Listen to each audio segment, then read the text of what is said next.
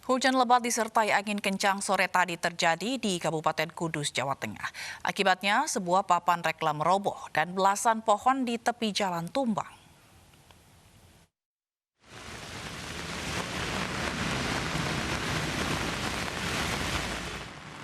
Sebuah papan reklam raksasa di Jalan Raya Agil Kusumadia, Kudus, Jawa Tengah, roboh akibat hujan deras dan angin kencang pada Selasa sore.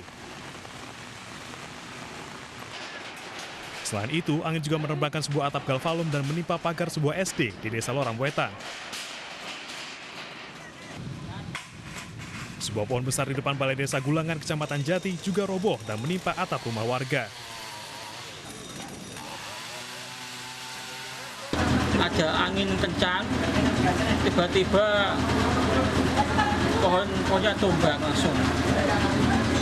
Terus saat kejadian, jenengan di mana? Saya di rumah tadi saya langsung keluar melihat jadi apa. Kini BPBD Kudus tengah membersihkan belasan pohon tumbang yang berada di 8 desa di 3 kecamatan.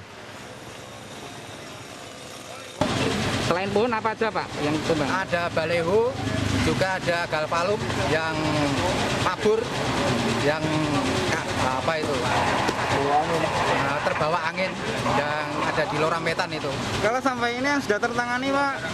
Yang sudah tertangani ada sekitar 8.